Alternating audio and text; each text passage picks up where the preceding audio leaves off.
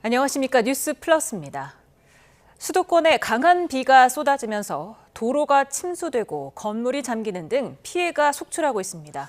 YTN에도 비 피해 제보가 이어지고 있습니다. 사회부 취재기자를 연결합니다. 유롱성 기자, 피해 상황 전해주십시오. 네, 오전부터 수도권 곳곳에서 비 피해 제보가 들어오고 있는데요. 특히 인천 쪽 제보가 잇따랐는데 영상 보면서 설명드리겠습니다. 먼저 오늘 오전 11시쯤 인천 서구 가좌동의 도로 상황입니다.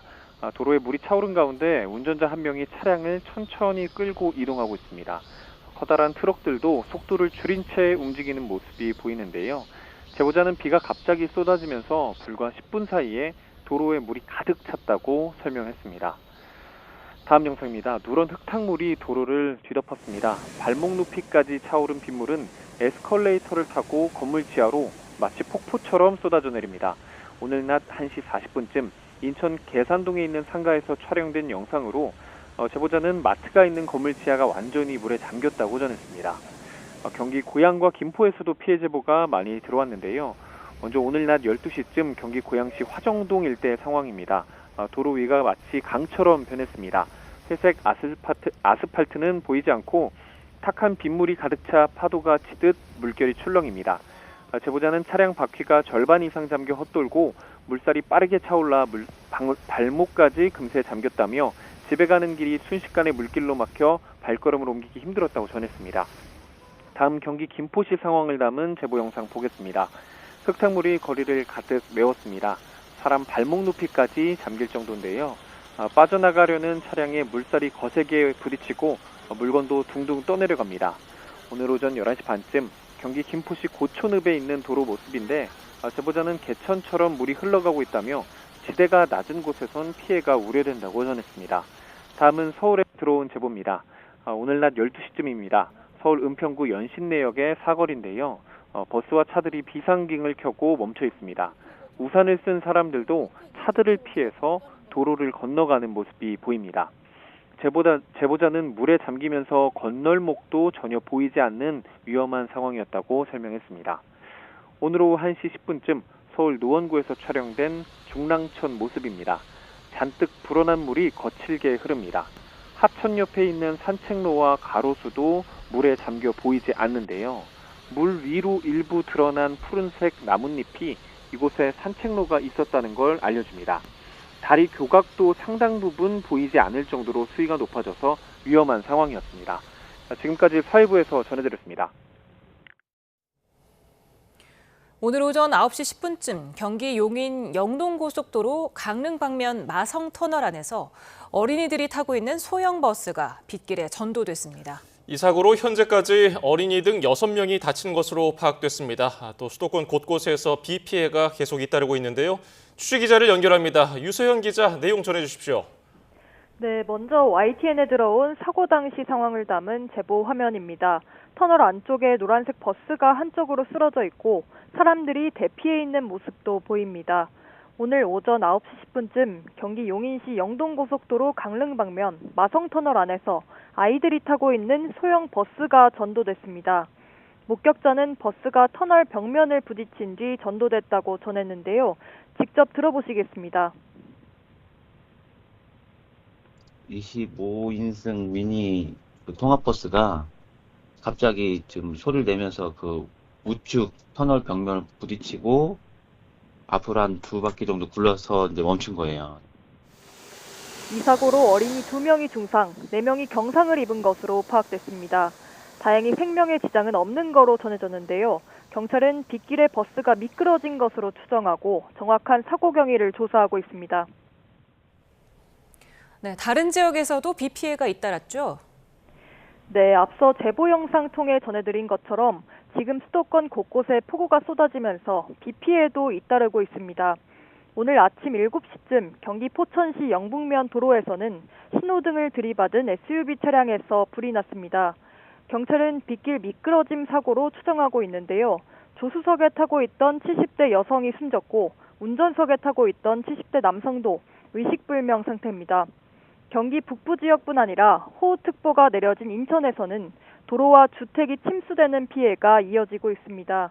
소방당국은 오후 4시 기준 배수 지원 등 폭우와 관련한 출동 건수가 239건이라고 밝혔습니다.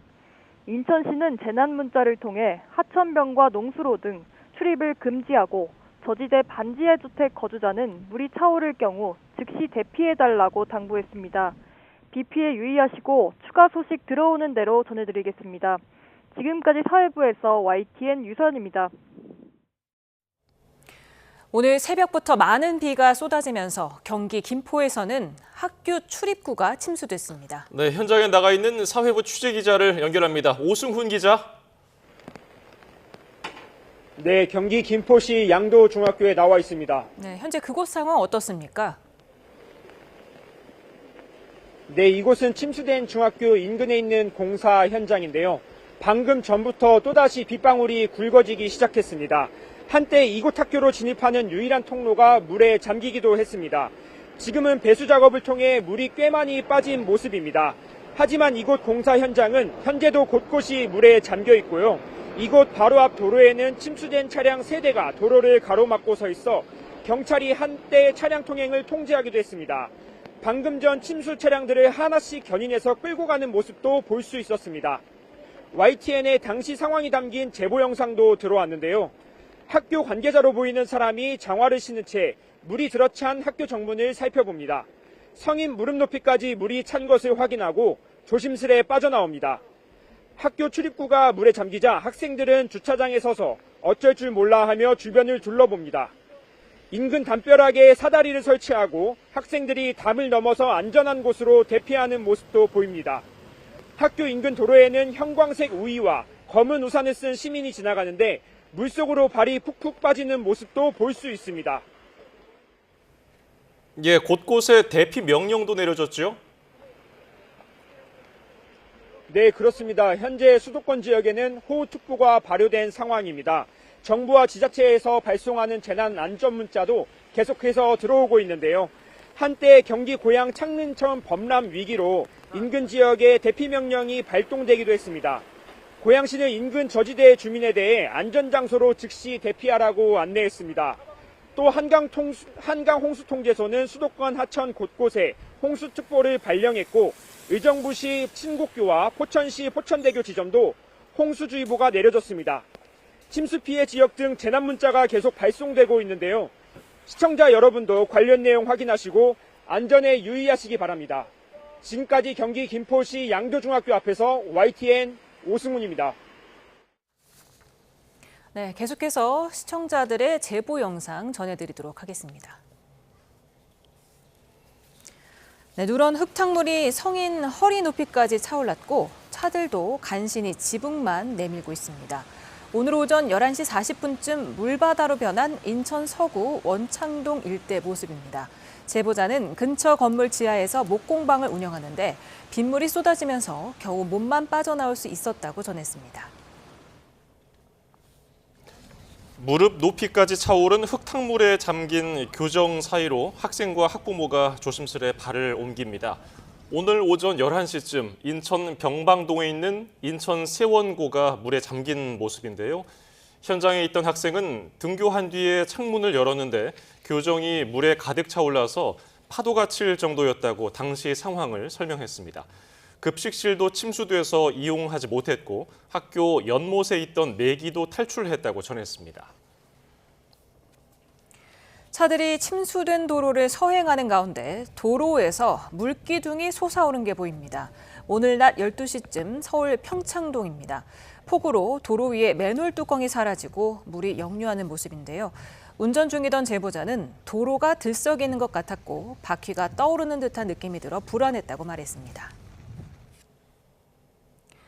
수도권에 극한 호우가 쏟아지면서 하천 주변 주민에게 대피 명령이 내려지고 열차 운행이 한때 멈췄습니다. 정부는 중앙재난안전대책본부 1단계를 가동하고 비상근무에 들어갔습니다. 최기성 기자입니다.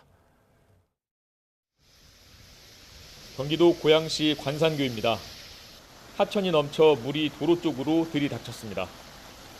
평소 졸졸 흐르던 하천이 2시간 만에 불어난 겁니다. 하수구 역류하고 이런 게 많아가지고 좀 불편했어요. 우측 차로가 잠긴 데가 좀 있었어요. 흙탕물로 돼 있고.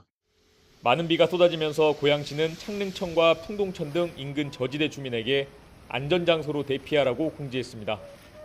한강 홍수통제소는 중랑천 서울 중랑교와 포천천 포천시 포천대교 지점 등 수도권 곳곳에 홍수주의보를 발령하기도 했습니다. 호우에 경의중앙선 일산역 수색역 구간 등은 한때 열차 운행을 멈췄고 일부 구간은 운행 차질을 빚었습니다. 교외선 의정부역 대곡역 구간 운행 열차는 안전을 위해 아예 하루 동안 운행하지 않기로 했습니다. 이처럼 서울과 인천, 경기 3개 시도에 극한 호우가 쏟아지면서 비 피해가 잇따르자 정부는 중대본 1단계를 가동했습니다. 윤호중 중대본부장은 지하차도와 하천가 등 침수 취약 구간을 미리 통제하고 반지하 주택과 지하 주차장 같은 상습 침수 지역을 살펴보라고 지시했습니다. 중대본은 비가 많이 내릴 때는 외출을 자제하고 위험 지역에 접근하지 말라고 당부했습니다. YTN 최기성입니다.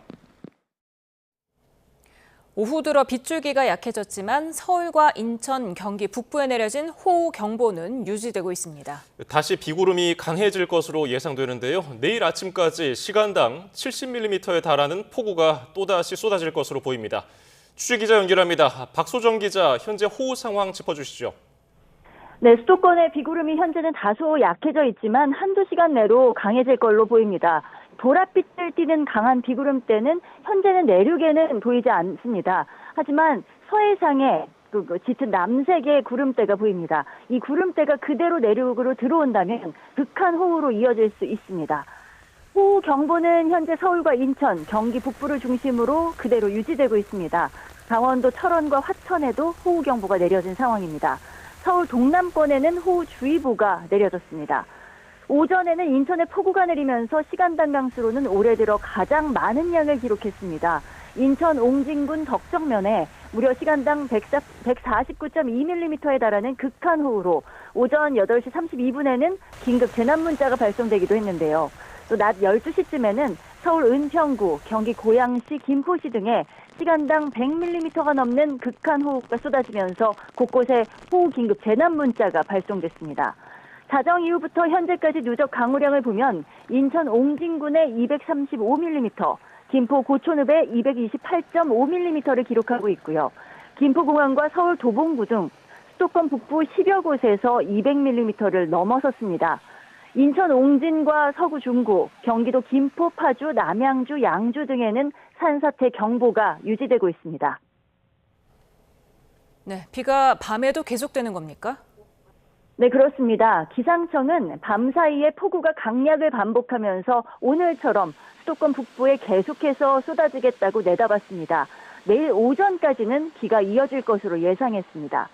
내일까지 서울, 인천과 경기 북부에는 많게는 200mm까지, 강원도는 150mm, 충남 북부는 100mm 이상 비가 더 내릴 것으로 보입니다.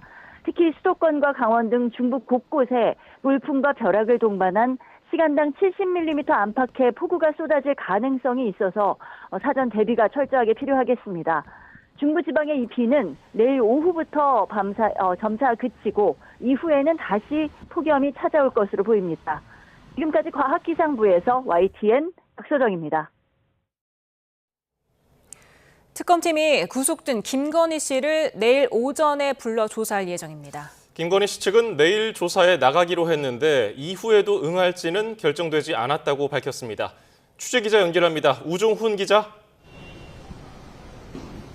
네, 김건희 특검팀 사무실 앞입니다. 네, 김건희 씨가 내일 특검 조사에 나가기로 했군요.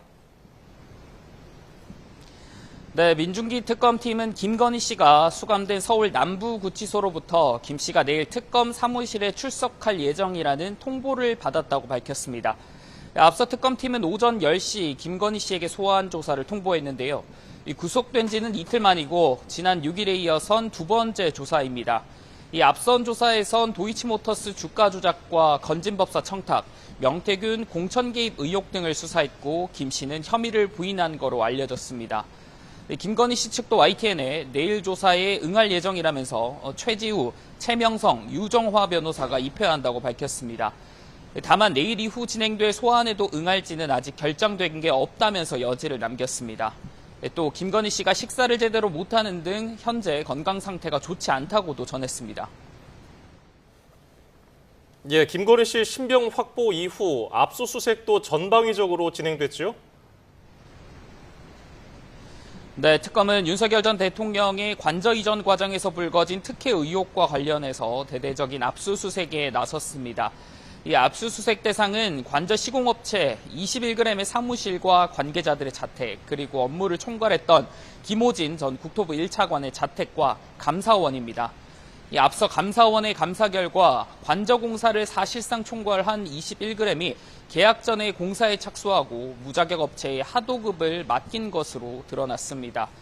또 건진법사 청탁 의혹과 관련해 특검은 전산자료 제출 협조 차원에서 국민의힘 여의도 당사를 압수수색했습니다. 이 특검은 국민의힘 전당대회를 앞두고 있던 지난 2022년 통일교 교인들의 조직적인 입당 등을 들여다보는 것으로 전해졌습니다. 또 특검은 건진법사 전성배 씨를 오는 18일 피의자 신분으로 불러 조사할 예정입니다. 네, 압수수색과 더불어서 관련자 소환 조사도 이뤄지고 있죠. 네, 특검은 김건희 씨의 집사로 불리는 김혜성 씨를 오늘 추가로 조사하고 있습니다. 이 특검은 김 씨와 관련된 IMS 모빌리티에 대기업들이 184억 원을 투자한 게 김건희 씨와 관계 때문이 아닌지를 들여다보고 있습니다.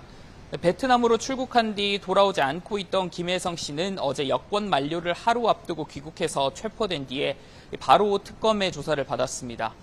이 특검은 김혜성 씨에 대한 조사를 마치고 구속영장 청구 시점을 검토할 거로 전망이 됩니다. 또 삼부토건 주가 조작 의혹에 연루돼 특검 조사를 받았던 구세현 전 웰바이오텍 대표도 피의자 신분으로 다시 소환했습니다. 이 김건희 씨의 구속으로 이들을 포함해서 기존 특검의 조사를 받았던 인물들의 진술에 어떤 영향을 미칠지 주목됩니다. 지금까지 김건희 특검 상황 전해드렸습니다. 김건희 씨에게 고가의 시계를 구매해 전달했다는 사업가가 시계값 3,500만 원 가운데 500만 원만 김 씨에게 받았다고 진술한 것으로 확인됐습니다. 서 씨는 지난 2022년 5월에서 6월쯤 김건희 씨로부터 시계 대리 구매 요청을 받았고 이후 코바나 콘텐츠 사무실에서 김 씨를 다시 만나 시계값 일부를 현금으로 받았다는 입장입니다. 당시에 김 씨가 봉투에서 현금 5만 원권으로 모두 500만 원을 꺼내 자신에게 전달했고 나머지 대금은 김 씨와 사이가 소원해지며 받지 못했다고 주장했습니다. 민중기 특검팀에 구속된 김건희 씨는 오늘 서울 남부구치소에 정식 수용됐습니다. 윤석열 전 대통령과 마찬가지로 독방에서 지내며 수사를 받게 됐고 전직 대통령 부인에게 주어지는 예우나 경호는 받지 못합니다. 엄윤주 기자입니다.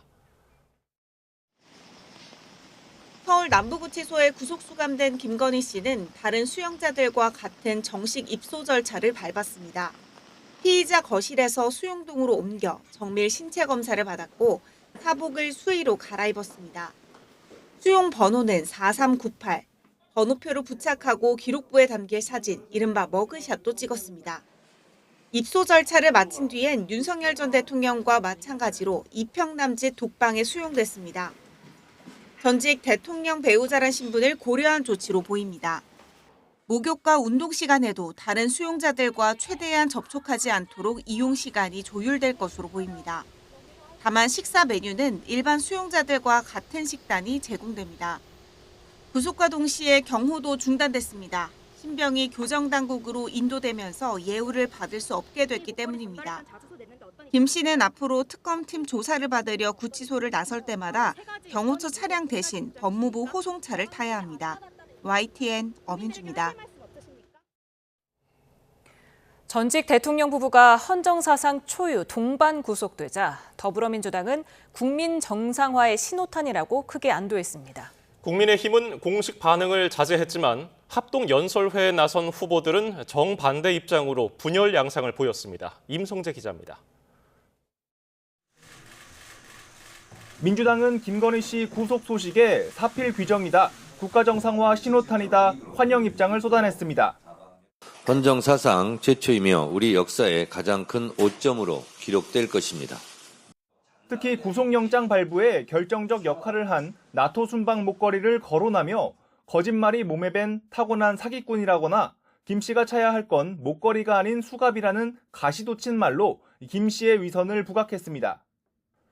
조국혁신당 역시 김 씨가 온갖 집단으로부터 귀금속과 명품을 받아내는 역대 가장 치졸한 권력형 범죄를 저질렀다고 협공에 나섰습니다. 윤건희 공동정권의 실제 통치자 V0가 마땅히 가야 할 자리로 갔습니다. 윤석열 전 대통령 구속에 이은 대형 악재에 국민의힘은 침묵했습니다. 다만 검사 출신 유상범 원내수석은 영장심사는 코미디라면서 무차별적 별건 수사를 통해 확보한 목걸이로 증거인멸을 주장했다고 지적했습니다. 전당대회까지 딱 9일 앞둔 당권주자들 입장은 엇갈렸습니다. 반탄파들은 정치보복이라고 입을 모았지만 사상 처음으로 윤석열 대통령 네 분을 모두 구속했습니다. 법이 누구에게는 왼쪽으로 흐르고 누구에게는 오른쪽으로 흐르는 것입니다. 찬탄 후보들은 윤 전 대통령 부부와 단절, 절연 의지를 분명히 했습니다. 계엄 옹호 세력과 극단 세력과 결별해야만 당당히 맞설 수 있습니다. 윤석열, 김건희 이 두 부부가 보수를 망가뜨렸습니다. 여러분. 민주당이 연일 내란 종식을 외치는 상황에서 국민의힘 새 수장이 누가 되느냐에 따라 특검 수사 협조와 여야 관계 지형도가 크게 요동칠 거란 관측입니다. YTN 임성재입니다. 민중기 특검팀은 김건희 씨 구속 이튿날 건진법사 청탁 의혹을 확인하겠다며 국민의힘 중앙당사를 압수수색했습니다. 초유의 제1야당 강제 수사에 국민의힘은 국면 전환용 빈집털이라고 반발했고 범여권은 적극적인 수사를 촉구했습니다. 박희재 기자입니다. 김건희 씨가 구속된 이튿날 민중기 특검팀이 국민의힘 여의도 중앙당사에 들이닥쳤습니다. 의원들 자택과 사무실이 아닌 제1야당 당사에 진입한 건 3대 특검을 통틀어 처음입니다. 특검팀은 건진법사 등 청탁 의혹과 관련해 전산자료 제출 협조 차원이라고 설명했는데 3년 전 통일교 교인들이 조직적으로 입당한 의혹을 살피는 것으로 전해졌습니다. 통일교 관련된 통일교 입당 관련된 보도 있었는데 뭐 일부 관련이 있습니다만은 500만 당원 명부 전체를 달라 이것은 너무나 과도한 압수수색이라고 보여집니다. 당은 특검 수사 부당성을 확인해야 한다며 집결을 공지했지만 의원과 당직자 대부분은 대전 합동연설회를 위해 이미 출발한 상태였습니다. 송원석 비상대책위원장은 긴급 회견을 열고 이재명 정권이 조국, 윤미향 등 파렴치범을 사면해 정치적 위기에 몰리자 충견인 특검을 이용해 국면 전환용 빈집털이에 나선 거라고 강도 높게 비판했습니다. 유례가 없고 천인공모할 야당 탄압입니다. 야당 전당대회를 방해하는 일명 용팔이 사건 같은 깡패짓을 자행한 것입니다. 반면 범여권은 여의도로 관역을 옮긴 특검 수사를 환영하며 국민의힘 의원 전반으로 전선을 확대하고 있습니다. 내란 사적 권성동, 추경호, 윤상현, 나경원 의원을 법의 심판대에 세워야 합니다. 윤석열과 함께한 50인의 도적들, 내란의 힘 의원들이 어디까지 개입했는지 끝까지 추적해야 합니다. 민주당에선 위헌정당 해산 시도는 물론 3대 특검의 수사기간을 연장하는 특별검사법 개정안도 검토하고 있습니다. 강제 수사가 무르익을수록 강대강 대치는 나날이 가팔라질 전망입니다. YTN 박희재입니다. 이재명 대통령이 미국 방문에 앞서 오는 23일부터 이틀간 일본을 방문해 이시바 총리와 한일 정상회담을 합니다. 후보자 낙마로 공석이었던 여성가족부, 교육부 장관 후보자를 지명하는 등 장 차관 인사도 단행했습니다. 대통령실 취재기자를 연결합니다. 홍민기 기자. 네, 용산 대통령실입니다. 네, 이재명 대통령이 미국 방문 전에 일본을 먼저 방문한다고요? 네, 그렇습니다. 강유정 대통령실 대변인은 조금 전 브리핑에서 이재명 대통령이 오는 23일부터 24일까지 이틀간 일본을 방문해 이시바 시게루 총리와 한일 정상회담을 할 예정이라고 밝혔습니다. 25일로 예정된 트럼프 대통령과의 한미 정상회담에 앞서 일본을 먼저 방문하는 건데요. 한미일 동맹에 대한 의지를 보여주기 위한 행보인 것으로 풀이됩니다. 앞서 한일 두 정상은 지난 6월 G7 정상회의에서도 만나 이웃 국가끼리 왕래를 늘리자는 셔틀 외교 복원 의지를 다지기도 했는데요. 이 셔틀 외교의 첫 시작을 이 대통령이 주도함으로써 한일 관계의 주도권을 잡겠다는 의지도 반영된 것으로 보입니다.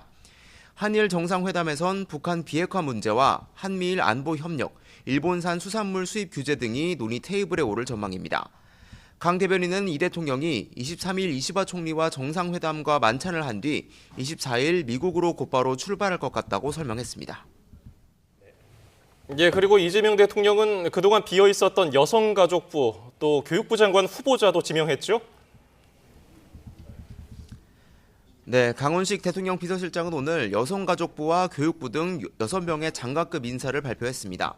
지난 인사청문회 전국에서 각종 논란 끝에 낙마했던 여가부, 교육부 장관 후보자가 새로 지명된 건데요. 먼저 여성가족부 장관 후보자로는 원민경 현 국가인권위 비상임위원을 지명했습니다.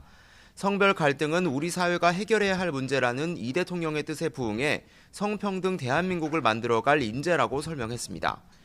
교육부 장관 후보자에는 최교진 현 세종시 교육청 교육감을 지명하고 중학교 교사에서부터 40여 년을 헌신한 자타공인 교육 전문가라고 소개했습니다. 공정거래위원장 후보자로는 주병기 현 서울대 경제학부 교수를, 금융위원장 후보자로는 이혁원 현 서울대 경제학부 특임교수를 지명했습니다.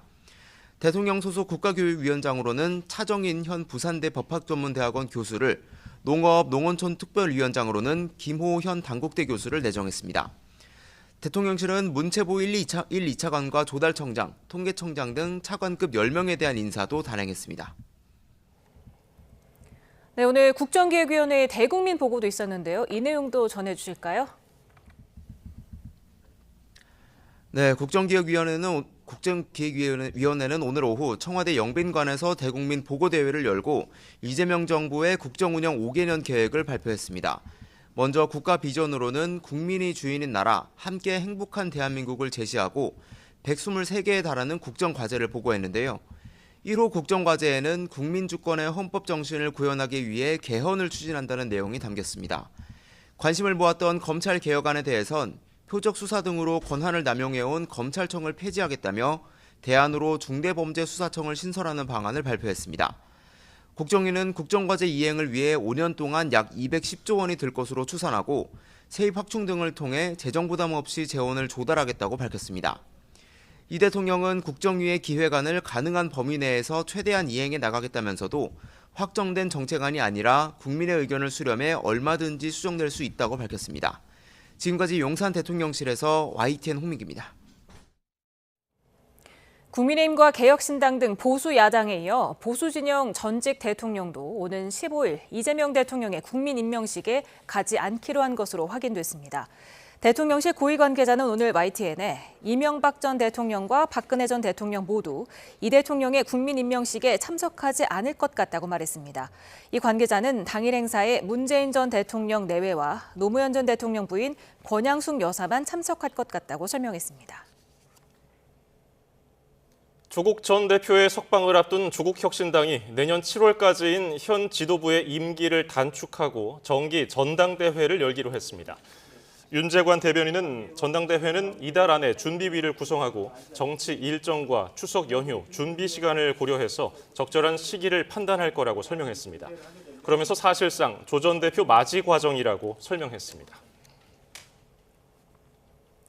경북 성주에 있는 철제 구조물 공장에서 60대 노동자가 작업 중에 숨져서 고용노동부가 중대재해처벌법 적용을 염두에 두고 조사에 들어갔습니다. 이 사고는 어제 이재명 대통령이 국무회의에서 산업재해 처벌 강화를 지시한 직후 발생해 안타까움을 더하고 있습니다. 이윤재 기자입니다. 경북 성주에 있는 철제 구조물 공장입니다. H모양 강철 기둥이 잔뜩 쌓인 현장에는 작업이 멈춰선 채 정막만 흐릅니다. 오후 2시 20분쯤 이 공장에서 철제 계단을 만들던 60대 노동자 A씨가 1톤 정도 무게의 철판에 깔렸습니다. A씨는 의식이 있는 상태로 구조돼 병원으로 옮겨졌지만 이송 중 숨진 것으로 전해졌습니다. 숨진 노동자 A씨는 30년 넘게 철제 구조물 관련된 일을 했고 사고가 난 이 공장에서도 4년 정도 일한 거로 알려졌습니다. 공장 관계자는 A씨가 외국인 노동자와 2인 1조로 작업했고 철판 밑으로 들어가 일하던 중 사고가 발생했다고 설명했습니다.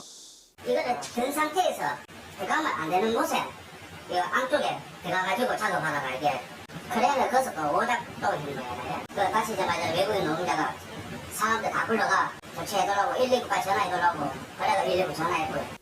사고업체는 직원이 50명 정도로 중대재해처벌법 적용 대상입니다. 노동청은 곧장 해당 공장에 작업 중지 명령을 내렸고 함께 일한 직원과 관계자를 불러 조사를 진행하고 있습니다. 안전수칙은 잘 지켰는지, 사업주의 잘못은 없는지를 집중적으로 조사할 방침입니다. 노동청 대구 서부지청에서 나가서 공장에 전면 작업 중지했고요. 참고인들 조사하고 조사 착수했습니다. 경찰도 업무상 과실치사 혐의 적용 여부를 두고 수사를 벌이고 있습니다. YTN 이윤재입니다. 이재명 대통령이 산업재해 사망사고의 초강경 대응을 주문한 가운데 사망사고가 난 건설사에서는 임직원들이 사표를 썼고 현장 공사도 멈췄습니다. 다른 건설사들도 공포에 휩싸인 상황인데 처벌 강화만이 능사가 아니라는 지적도 나옵니다. 최두희 기자입니다. 이재명 대통령이 산업재해 사망사고의 초강경 메시지를 쏟아낸 가운데 올해 건설 현장에서 근로자 4명이 숨진 포스코 ENC는 지난 5일 대표가 물러나고 공사도 멈췄습니다. 지난 8일 공사 현장에서 50대 근로자가 숨진 DL건설은 11일 대표부터 현장 수장까지 80여 명이 사표를 냈습니다. DL건설의 모기업인 DLENC도 전국 현장에서 공사를 중단한 뒤 최고 안전 책임자 승인을 받은 현장만 공사를 재개하기 시작했습니다. 다른 건설사들은 이런 상황이 남일 같지 않습니다. 저마다 안전에 대한 긴장 수위를 끌어올리고 있지만 다음 차례가 아닐까 하는 불안감이 역력합니다. 요즘 같은 분위기에는 매일매일이 긴장의 연속인 것 같습니다. 예측할 수 없는 부분에서 언제든 사고가 발생할 수 있기 때문에 현장 모든 팀들이 확인을 거듭하고 있는 상황입니다. 단순히 처벌만 강화하는 것만으로 한계가 있다는 지적도 나옵니다. 최저가 입찰제, 공사기간 단축 압박 등이 안전 소홀의 원인으로 꼽히는데 공정 지연에 따른 공사비 상승을 선뜻 사회적 비용으로 감수할 수 있을지도 미지수입니다. 지금보다 더 안전한 작업을 하려면 공사 기간과 공사비에 대해서 조금 더 여유가 필요하다는 입장이 든단 말이에요. 안전에 관련된 어떠한 시민의식이나 사회적인 인식, 비용 지출 같은 것들이 자연스러운 것으로 받아들이기까지는 시간이 소요가 돼요. 이에 더해 근로자들의 고연령화 문제와 인력난으로 급증하고 있는 외국인 근로자와의 소통 문제 등 구조적 요인도 짚어봐야 합니다. YTN 최두입니다.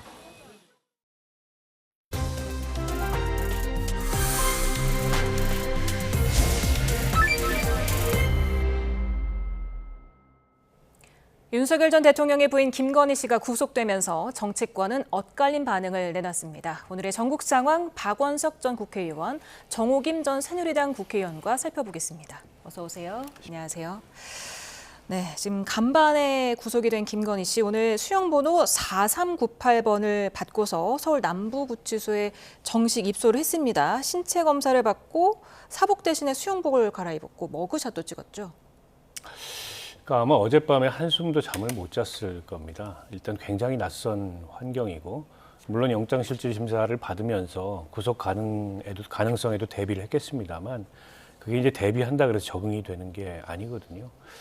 근데 이제 김건희 씨 같은 경우는 얼마 전까지 대통령 부인으로 정말 구름 위에 떠 있던 그런 신분이었다가 이게 이제 급전직하해서 거의 땅바닥에 떨어진 상황인데요. 문제는 이제 시작이지 않습니까? 김건희 씨에 대한 수사가. 저 환경에 본인이 적응을 해야 될 거고 그걸 받아들이면서 그 안에서 수감 생활을 하면서 수사에도 임하고 재판에도 임해야 되지 않을까 싶은데요. 근데 저는 어제 영장 발부되면서 그 영장에 적시된 내용이 딱 하나였습니다. 증거인멸의 우려가 있다. 결국에는 김건희 씨가 모든 혐의를 부인한 게 결정적으로 자기 발목을 잡은 그런 결과를 초래한 게 아닌가 싶습니다. 초유의 전직 대통령 부부 동시 수감인데 어떻게 보셨습니까?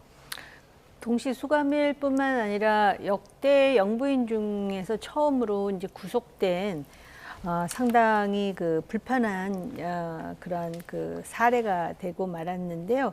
우리나라 정치가 민주화 이래로 굉장히 자극적인 방법으로 지금 퇴행하고 있다라는 것을 확인하는 부분이고요. 또 돌이켜 보면 물론 당사자들은 굉장히 괴롭겠으나 저는 자초한 측면이 있다라고 생각합니다. 그동안에 이것에 대해서 지적하는 목소리도 있었고 그 내부에서 어떻게 해서든지 뭐 레드팀 제안도 있을 정도로 근데 전부 묵살되고 일방적이고 독선적인 그러한 그 정책 결정을 하다가 급기야는 계엄까지 이르지 않았습니까?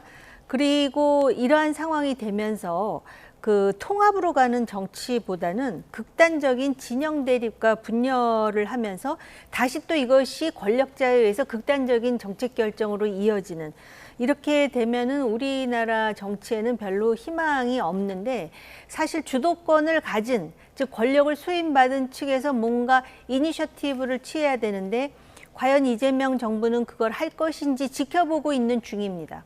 네. 말씀하신 대로 법원이 증거인멸 우려를 들었는데요. 서희건설의 그 나토 목걸이 자수서가 좀 결정타가 됐을까요?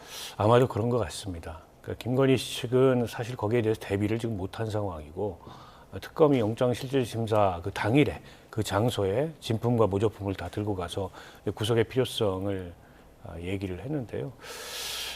이게 이제 영장에 적시된 혐의는 아니었습니다. 서희건설로부터 저 목걸이를 받은 게. 그러나 충분히 김건희 씨가 계속 이제 말을 바꾸면서 증거를 인멸하려고 한다라는 우려를 증명하기에는 저는 뭐 부족함이 없었다고 보고요. 판사가 딱 하나 김건희 씨한테 질문을 했다는 거 아닙니까? 목걸이 받았냐? 누구로부터요? 누구로부터든 받았냐? 받지 않았습니다. 저는 그 답변이 결정적으로 이제 구속을 결정짓는 그런 답변이 됐다고 보고요. 아마 김건희 씨 변호인들도 굉장히 당혹스러웠을 거예요. 이게 의뢰인이 사실대로 얘기하지 않으면은 변호인들이 방어 전략을 세우기가 어렵습니다.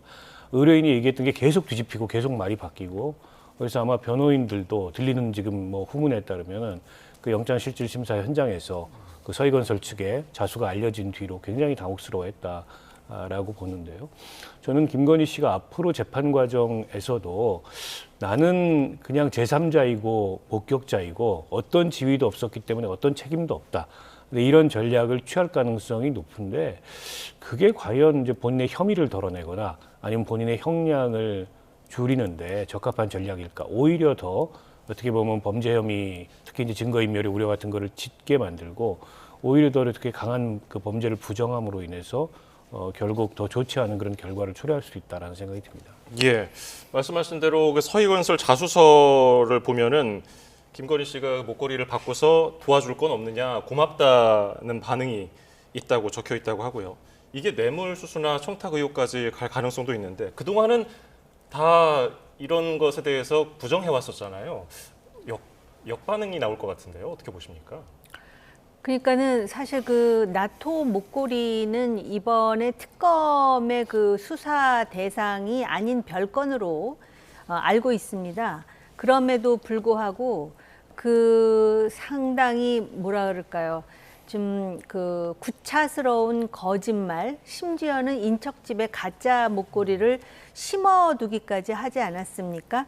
이것이 판사로 하여금 김건희 씨에게 구속영장을 발부하는데 아무 부담이 없도록 만드는 하나의 변수가 된 것은 분명하고요.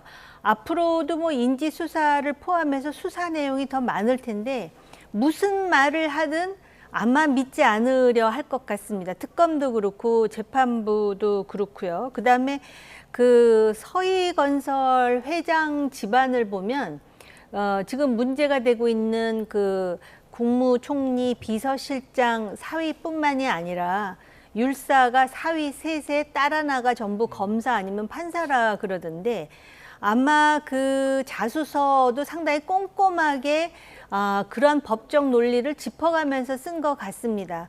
그런데 본인이 애초부터 목걸이 받았냐라고 판사가 물을 때 누구한테요? 라는 엉뚱한 질문과 반문을 함으로써 오히려 지금 서희건설 회장은 자기는 그냥 취임을 위해서 선물을 했는데 뭐 필요한 거 없느냐 그래서 얘기한 것처럼 지금 그렇게 나아가는 게 아닌가 개인적으로 그런 상상을 해봅니다. 네, 그 서희건설 회장이 그 자수서에서 이 반크리프 아펠 목걸이 외에도 고급 브로치 그리고 귀걸이를 추가로 제공했다고 밝혔는데요. 이거를 추가로 건네는 자리에서 사위인 박성근 전 검사의 공직 임명을 부탁한 것도 인정을 했다고 합니다. 지금 나토 3종 세트, 반크리프 아펠 목걸이, 티파니 브로치, 그라프 귀걸이 그리고 또 뭐 1,500만 원 상당의 까르띠에 팔찌도 지금 나오고 있는데 어떻게 보셨어요? 이거 좀 너무 많이 받아가지고 뭐 헷갈릴 지경인데요. 서희건설 측이 제공했다는 것도 그 나토 정상회에 착용했던 그 목걸이뿐만이 아니라 다른 말씀하셨듯이 지금 뭐 팔찌나 이런 것들이 더 있다라는 거고, 그리고 나토 정상회의 때 그 목걸이 이외에 고가의 그런 명품으로 보이는 그 팔찌와 브로치도 있었지 않습니까? 그것의 공여자는 또 누구고 어떤 명목으로 그걸 받은 건지, 그리고 이제 건진법사를 통해서 지금 통일교 쪽에서 건넸다는 그라프 목걸이, 그건 이제 향배를 지금 특검이 추적을 하고 있는데 등등이 있지 않습니까? 그러니까 전체적으로 봤을 때 이번 이제 그 영장 발부와 어쨌든 반클리프 아펠 목걸이를 서희건설로부터 받았다는 사실이 확정된 것을 통해서 본다면 앞으로도 김건희 씨가 그런 식으로 뇌물을 받고 이러저러한 뭐 인사 이권, 뭐 청탁 이런 데 개입한 게 아닌가, 그런 의심을 하지 않을 수 없고요. 그 모든 게 다 이제 특검의 수사 대상이 될 수밖에 없는 것 같고, 서희건설 측은 이미 반클리프 아펠 매장 직원들의 증언으로 대통령 취임식 전후로 서희건설 측이 그 문제의 목걸이를 비롯해서 보석을 구입했다는 게 확인되고 특검의 수사가 이루어진 이상 여기서 자수하는 것이 법정 리스크를 줄이는 최선의 방책이다 이렇게 판단을 한 것 같아요. 그런데다가 이제 본사 압수수색까지 이루어진 상황이지 않습니까? 그래서 서희건설 회장이 저분이 이제 창업자고 자수성가한 그런 분인데 이 회사 경영에 미칠 그런 어떤 리스크나 이런 걸 감안해서 어쨌든 그동안에 김건희 씨 사이에 있었던 모든 일을 다 자백하고 그로 인해서 좀 처벌을 줄일 수 있다면 그렇게 하자라는 판단을 내려서 아마 자수서를 제출한 게 아닌가 싶습니다. 영장실질심사에서 김건희 씨는 결혼 전에 얘기까지 나오는 게 속상하다는 취지의 발언을 한 것으로 전해졌고, 또 김 씨 측 변호인단은 화무 11홍이라는 발언도 했다고 해요. 이건 어떻게 들으셨습니까? 그 도이치모터스 주가 조작과 관련해서 남편과 결혼하기 전이면 사인으로서 조작을 했던, 범법을 했던, 그런데 공직자의 아내라는 그러한 그 위치에서 이런 수사를 받는 것에 대한 본인의 억울함, 그러니까는 사실은 그 여론은 그 억울함을 받아들이지 않지만 본인은 그런 부분을 판사에게 호소한 것 같고요. 그 다음에 이제 화무 11홍이라는 표현을 본인이 쓴 건지 변호인 측이 쓴 건지 확인해 봐야 되겠지만 아마 아무것도 아닌 저, 힘없는 저, 여기다 플러스 화무 11홍이 이렇게 이어지면서 애초부터 나는 힘도 없었고 단지 남편이 대통령이 되면서 힘없는 나에게 수많은 그런 어떤 그 호소와 청탁이 있어서 그때 왜 크리스찬 디올 파우치백 받을 때도 적절하게 하지 못해서라는 이야기를 한번 한 적이 있지 않습니까? 그렇게 호소를 하면 통할 거라고 생각했다라는 것이 지금 그 법조인의 법리라든지 일반인의 상식을 훨씬 밑도는 사고 수준이 아니었나 이런 생각이 듭니다. 아마 제가 생각할 때는 김건희 씨 변호사들도 요번에 그 진품인 반클리프 앤 아펠스 목걸이가 나옴으로써 그리고 자수서가 나옴으로써 상당히 당혹해하지 않았을까 이런 생각이 들었습니다. 네, 지금 시계 얘기도 나오고 있지 않습니까? 네. 지금 3,500만 원짜리 시계를 사서 건넸다는 로봇계 업체 서모 씨 진술이 나왔는데 대리 구매를 요청을 받았는데 3,500만 원 가운데 500만 원밖에 받지 못했다 이렇게 진술했는데 이게 정말 사실이라면 뭐 자발적으로 상납한 게 아니라 이건 뭐 거의 갈취 수준 아닙니까? 뭐 그렇게도 보이고 저분이 경호용 로봇계 이제 계약을 따낸 계약 당사자입니다. 그게 일종의 그런 어떤 시계를 선물한 것에 대한 시계를 제공한 것에 대한 대가일 수도 있고요. 근데 그분도 지금 뭐 출석을 해서 특검에 본인에게 유리한 진술을 하는 거 아니겠습니까? 그래서 처음에는 김건희 씨가 돈을 줘서 그걸로 구매했다고 얘기했다가 말이 조금씩 바뀌어요. 나중에는 전액은 아니고 일부만 줬다. 라고 얘기를 했다가 본인의 계약과 이건 아무 관계가 없다. 뭐 이런 식으로 좀 말이 바뀌고 있어서 정확한 지금 진위를 확인할 수는 없는데 어쨌든 특검이 이것도 이제 수사를 하고 있기 때문에 김건희 씨 입장을 포함해서 그 경위를 어쨌든 수사 과정에서 좀 밝히지 않을까 싶고요. 이렇게 보면 김건희 씨는 뭐 대통령 그 취임 전으로, 그러니까 당선 직후부터 저렇게 비정상적인 이제 뇌물을 받으면서 그 사람들의 청탁을 받아서 각종 인사 혹은 뭐 이권 이런 데 개입했던 게 아닌가라는 의심이 더 지금 짙어질 수밖에 없는 상황이고, 김건희 씨가 이번에 구속이 됐는데 영장에 적시됐던 혐의가 3가지입니다. 근데 특검이 수사하고 있는 김건희 씨 관련 그 혐의와 의혹은 16가지예요. 근데 그런데다가 수사가 진행되면서 또 이제 새롭게 이 발견되는 어떤 인지 수사를 통해 혐의가 더 늘어날 가능성도 있거든요. 이제 그렇게 본다면 도대체 김건희 씨의 이제 국정 개입이나 아니면 뭐 저런 식의 뇌물 수수 혹은 알선 수재 이게 도대체 어디까지일지 가늠이 안 되는 그런 상황이 아닌가 싶습니다. 예, 일단은 구속 뒤 첫 소환 조사 내일 오전 10시로 예정돼 있고 김건희 씨 측은 일단 출석하겠다고 했어요. 근데 지금 식사를 제대로 못하고 건강 상태가 좋지 않다는 점을 언론에 밝혔는데 이런 건 어떤 전략이라고 봐야 될까요? 앞으로 어떻게 전망하십니까? 글쎄 저는 뭐 전략이라고까지 그렇게 박절한 표현은 하고 싶지 않지만 예. 이미 오래전부터 본인이 건강이 안 좋다라는 호소를 변호인 측을 통해서 또 본인 스스로도 많이 얘기했기 때문에 지금 식음을 전폐한 상황이라는 거 아니겠습니까? 그래서 아프니까 뭐 보석이 됐든 아니면은 불구속 상태에서 수사받게 해달라는 호소를 법리적으로 법의 틀 속에서 하지 않을까 이런 예상은 하게 됩니다. 네. 특검팀이 오늘 대통령 관저 이전 특혜 의혹으로 인테리어 업체 압수수색했고요. 그리고 감사원까지 압수수색을 했더라고요. 감사원이 그 관저 이전과 관련돼서 그 뭔가 비위가 없었는지 감사를 했는데 뭐 혐의 없음 이렇게 이제 종결을 했던 사건이어서 감사원의 그 감사 기록까지 확보해서 관저 이전에 특정 업체 특혜를 몰아준 그런 이제 사실이 있는지를 확인하는 과정이 있고요. 돌이켜 보면 윤석열 전 대통령이 대선 이후에 취임하면서 제일 먼저 했던 일이 대통령실을 이전하는 거였습니다. 근데 그 대통령실 이전부터 시작해서 민심과 어긋나는 그런 지난 정권의 뭐 독주랄까 독선이랄까 이런 게 전 시작이 됐다고 보거든요. 그 과정에서 이제 이 관저 관련된 여러 가지 비위나 그와 관련된 의혹 이것도 이제 형성이 된 거고, 저것도 지금 특검이 수사하고 있는 그 김건희 씨 관련된 의혹 중에 하나이기 때문에 아마 그와 관련된 조만간 구체적인 사실들이 확인이 되지 않을까 싶습니다. 네. 자, 김건희 씨 구속 이후에 정치권 반응이 나온 몇 가지가 있는데요. 저희가 듣고 와서 계속 이야기 나눠보겠습니다.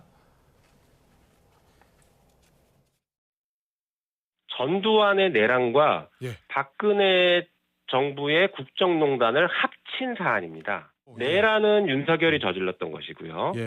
그리고 국정농단은 김건희가 저질렀습니다. 김건희 여사를 심지어 저 같은 사람은 소록도 보내라고 그랬어요. 김건희 여사 때문에 결국은 윤석열 정권이 제대로 굴러가지 않을 것이다. 네, 전두환의 내란과 박근혜 전 대통령 때 국정농단을 합친 사건 이런 평가까지 나왔습니다. 지금 야권에서 상당히 거칠게 이제 비판을 하는 건데요. 야권이 아니고 여당에서 그런 빌미를 제공한 측면이 있습니다. 그 계엄이라는 것을 21세기에 무슨 특별한 위기 상황이 아님에도 불구하고 시도했다라는 자체로 헌법재판소까지 가서 탄핵을 하고 조기 대선이 이루어지지 않았습니까? 그런데다가 지금 그 국정농단의 내용을 보면은 오히려 박 전 대통령이 화를 내야 될 정도로 지금 여러 가지 다양한 수준의 김건희 특검에서 밝혀질 그런 내용들이 있는 것은 맞습니다. 그런데 정치라는 것이 한쪽은 100% 잘하고 한쪽은 100% 못하는 게 아니라 굉장히 상대성이 있는 거거든요. 그렇기 때문에 지금 그러면은 민주당이 정권을 수임받아서 향후에 어떤 겸손한 모습으로 오만하지 않게 국민의 질타를 받지 않으면서 할 수 있는가에 대해서 고민하는 모습까지 같이 보여야 될 것이다. 마치 또 민주당은 100% 순수하고 모든 걸 다 잘했는데 윤석열 정권이 100% 못해서 이런 일이 벌어졌다라는 흑백 논리는 한국 정치에는 특히 맞지 않습니다. 예. 특검은 오늘 건진법사 청탁 의혹 관련해서 국민의힘 여의도 중앙당사를 압수수색했습니다. 상당한 반발도 나왔는데 강제 수사 어떻게 보셨습니까? 이게 이제 뭐 강제 압수수색은 아니었고요. 그러니까 이미 제출 형식으로 아마 이제 그 압수수색의 형식을 빌어서 자료 협조를 받고자 했던 건데 국민의힘에서는 그에 대해서 반발을 하고 있습니다. 특검이 압수수색 영장에 적시한 혐의를 보면 특정 종교의 그런 교인들이 전당대회를 앞두고 집단적으로 입당을 해서 특정 후보를 당대표로 만들려고 했던 그 혐의에 대해서 아마 수사가 진행 중인 것으로 알고 있고, 그리고 확인이 안 됩니다만 어쨌든 그 윤석열 전 대통령의 그 선거 개입 문제도 사실은 당도 거기에 연루가 돼 있기 때문에 그것도 추가적으로 들여다보지 않을까 이렇게 예상을 하고요. 이제 보통 이제 저런 경우에 압수수색을 하면 그 전산 자료하고 당원 명부 이런 걸 요구를 하는데 정당의 입장에서 당원 명부 같은 거는 넘겨주기가 굉장히 어려워요. 그건 정당이 특별하게 보호해야 될 그런 개인정보이기도 하기 때문에 아마 국민의힘에서도 당원 명부까지는 제출을 하지 않을 거고, 그렇다고 특검이 제1야당의 당사를 강제 압수수색하기에는 정치적으로 부담스러운 면이 있거든요. 그 점을 특검도 알기 때문에 아마 이제 자료 협조 요청 형식의 그런 압수수색을 진행한 게 아닌가 싶고, 어디까지 자료를 제출했는지는 모르겠습니다. 그건 이제 뭐 추가적으로 뉴스를 더 확인해 봐야 될 것 같고요. 아무튼 지금 전당대회가 진행되는 중이고, 전당대회는 일종의 정당의 축제지 않습니까?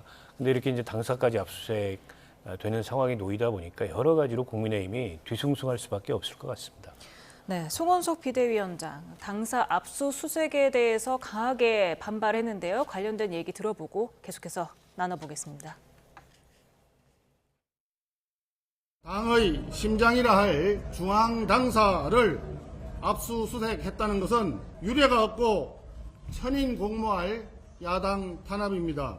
이재명 정권은 조국, 윤미향, 최강욱 등 파렴치범에 대한 사면으로 정치적 위기에 몰리자 정권의 충견인 특검을 통해서 국면 전환용 압수수색에 나선 것으로 보입니다. 대전에서 지금 합동연설에 앞서서 긴급 브리핑을 연 건데요. 지금 깡패짓이다, 빈집털이범이다 이렇게 격하게 반응을 했더라고요. 지금 뭐 양당이 정치 지도자의 입에서 나오는 표현들이 너무 거칠어서 이제 그 진영 갈등이 통합으로 가기는커녕 더 벌어질 수밖에 없다라고 조심스럽게 예측하게 되고요. 국민의힘 입장에서는 아까 박원석 의원님께서도 말씀을 하셨듯이 당원 명부를 내줄 수 있는 상황도 아니고 당이 지금 대표를 뽑기 위한 경선을 하는 와중에 사실 그동안 정당에 대한 압수수색이라는 거는 굉장히 터부시 되어 왔습니다. 왜냐하면 민주주의의 꽃이라고 할 수 있는 또는 핵이라고 할 수 있는 부분이 정당인데 정당을 소위 특검이 들어와서 압수수색을 한다라는 것의 그 상징성이 굉장히 심각하기 때문에 그렇습니다.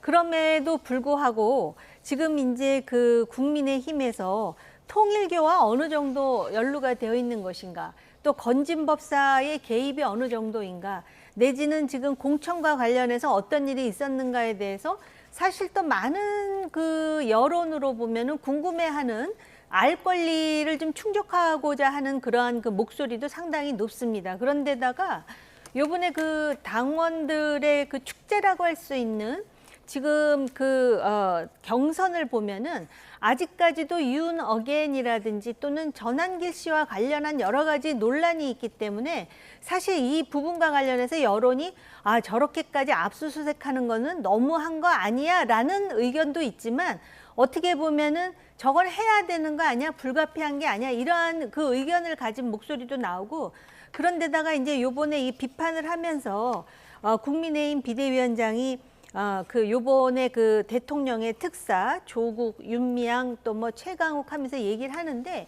어떻게 보면 본인이 그 텔레그램 그 메시지를 그대로 그 들켜가지고 결국은 자기가 그 리스트에 올렸던 사람들, 결코 그 가벼운 범죄라고 할 수 없는 그런 정치인들이 전부 특별사면 되지 않았습니까?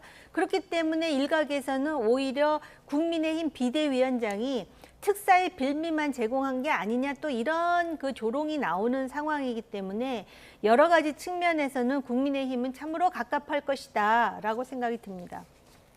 네. 예. 조금 전에 들어온 속보 하나 전해드리겠습니다. 지금 서울과 인천, 경기 북부에 호우경보가 유지되고 있는 가운데 충남 태안과 당진, 서산에 호우경보가 추가로 발령됐다는 소식이 들어왔습니다. 예, 호우 소식은 저희가 들어오는 대로 바로 전해드리도록 하고요. 자, 국민의힘 얘기 다시 해보면은 어제 부산 합동연설회에서도 배신자 고성이 오갔다고 하고 오늘 대전 합동연설회에서도 장외에서 후보자 지지자들끼리 또 몸싸움까지 이뤘다고 하는데 지금 당대표 후보자 4명이 2대2로 탄핵 찬반이 갈린 상황인데요. 어떻게 전망하세요? 그러니까 이게 지금 전당대회가 끝나도 과연 이른바 컨벤션 효과라는 게 있을까? 그런 게 없을 것 같아요. 여전히 이제 탄핵 찬반 구도로 전당대회가 치러지는 데다가 뭐 윤 어게인이냐 아니면 윤석열 대통령의 절연이냐. 진작 절연했어야 마땅한 그런 쟁점을 가지고 후보들 간의 논쟁을 하고 지지자들 간의 논쟁을 하고 있다는 게 지금 국민의힘의 퇴행적인 그런 전당대회 모습을 아주 저는 단적으로 드러내고 있다고 보고요. 뭐 아마도 지금 추이로 보면 김문수 후보나 장동혁 후보가 앞서 있다고 하고 안철수 후보나 조경태 후보가 추격하는 상황인데 저렇게 전환길 씨 같은 분이 후보들보다 전당대회 신스틸러로 더 주목을 받는 이런 전당대회가 어떤 결과로 이게 귀결이 되든 간에 국민의힘의 뭐 변화, 혁신, 국민적 신뢰 회복 이런 건 좀 어려운 상황이 아닌가 싶습니다. 저는 전환길 씨가 본질적인 문제가 아닌 것 같아요. 오히려 전환길 씨 같은 사람이 저렇게 전당대회의 장을 자기 멋대로 휘저을 수 있도록 전환길 씨한테 판을 깔아주는 그런 국민의힘의 정치인들, 당권 후보들, 최고위원 후보들 이분들이 더 문제죠. 그러니까 저런 분들이 그런 태도를 취하지 않는다면 전환기 씨가 무슨 그 기반이 있어서 국민의힘의 전당대회를 저렇게 좌우하려고 하겠습니까?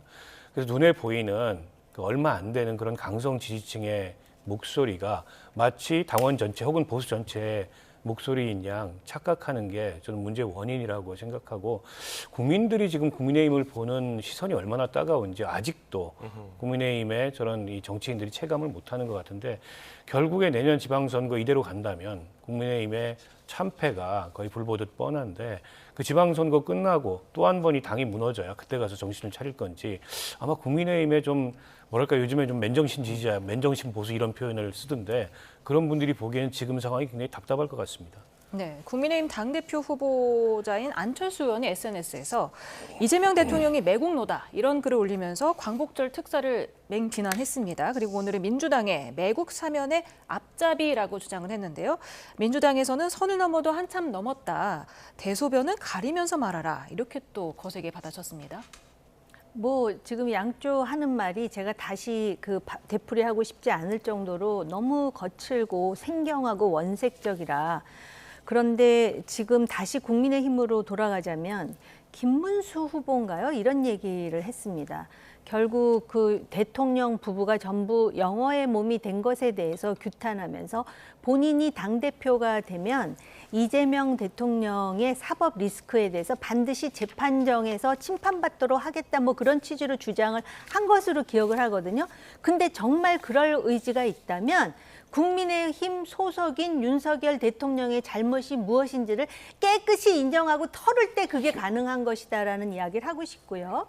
또 장동혁 후보는 무슨 얘기를 하냐면은 내부 총질이 문제다. 전환길은 당을 위해서 열심히 뛰었다 뭐 그런 취지로 얘기를 하는데요. 사실 윤석열 전 대통령이 대통령일 때 윤석열 대통령이 이걸 고쳐야 된다라고 진언을 하면 그걸 전부 내부 총질이라 그래갖고 배척하고 쫓아내고 자기네들끼리 있다가 결국은 윤석열 대통령이 은유적으로 표현하면 자기 스스로 자기 머리에 총을 지금 겨눴다라고밖에 볼 수밖에 없는 상황 아닙니까? 그다음에 지금 말씀하신 안철수 후보 있잖아요. 아마 이런 상황에서 당원들이 상당히 강경하다 보니까 민주당의 이제 그 표적으로 지금 비판을 한 것 같고 솔직히 안철수 후보가 강하게 얘기해서 그렇지 광복 80주년에 위안부 할머니들의 공금을 횡령했다라는 그러한 그 상황에 있는 사람을 지금 특별 사면, 그것도 통합의 이름으로 어불성설입니다. 그런데 안철수 후보나 조경태 후보는 지금이라도 단일화부터 하는 게 맞다, 이런 생각이 드네요. 예, 오늘 정치권 상황들 아주 다양하게 두 분 말씀 들어봤습니다. 지금까지 박원석 전 의원, 정호김 전 새누리당 의원과 함께했습니다. 두 분 감사합니다.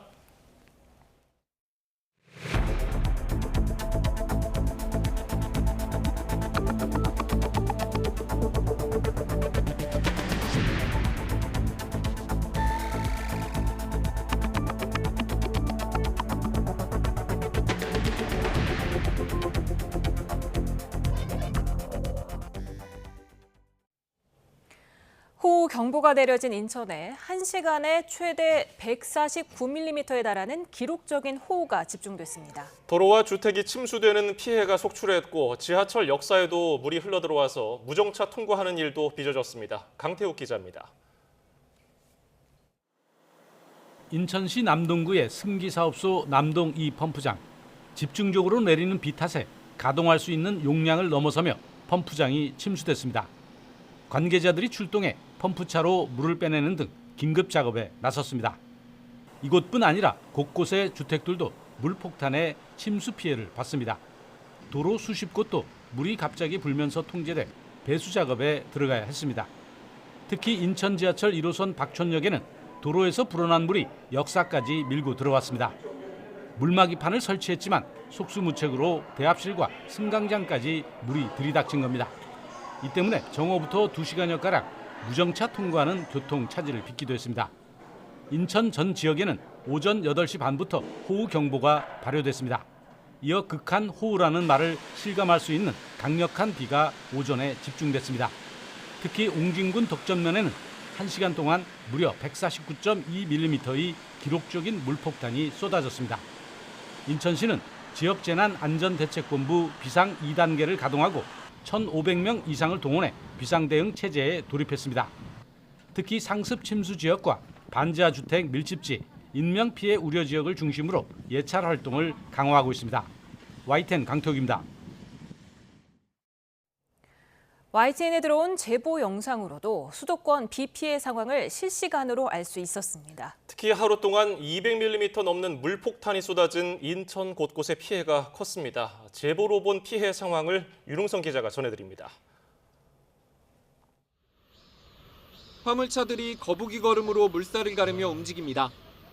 한 운전자는 물에 잠겨 움직이지 않는지 차를 직접 밀면서 겨우 이동합니다.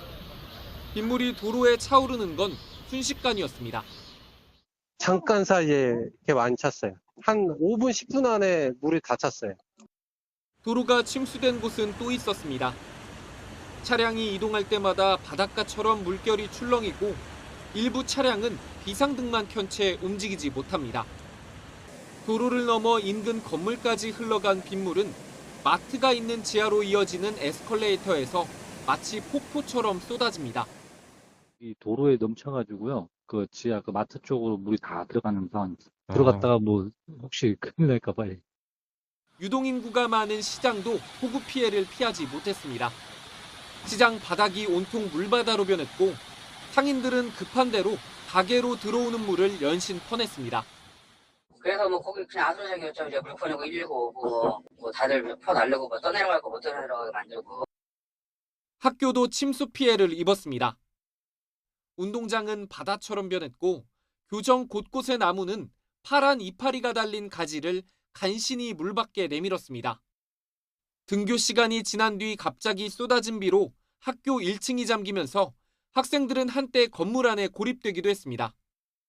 창문 밖을 봤는데 운동장에서 이렇게 물이 차랑차랑거리고 있어서 좀 놀라 집에 갈 수 있나.